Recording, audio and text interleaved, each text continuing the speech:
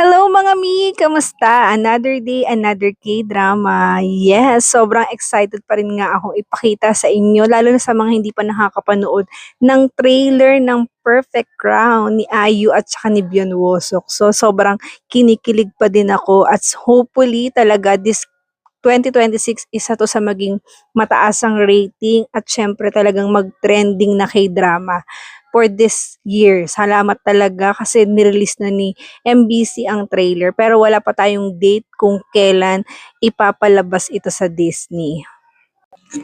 Alright mga mi, eto na nga ang trailer na kinakaantay-antay nating lahat. Sobrang happy ko kasi talagang I'm a fan of Byeon Wosok and Ayu. Kaya naman sabay-sabay tayong kiligin dito sa trailer na to. 햇술그룹 둘째 경민의 서출이까지 한 거예요? 이한대군 도십니다. 금상은 그대에게 가려졌어요. 제게 원하는 게 뭡니까? 혼례를 올리세요. 지금이 뭐 조선시대니? 결혼으로 신분 상승하겠대? 저와 혼인하시죠. 고작 이름뿐인 신분을 얻겠다고 나와 혼인을 하겠다. 보고 싶었어요. 대군 부인이 돼 채비를 하라.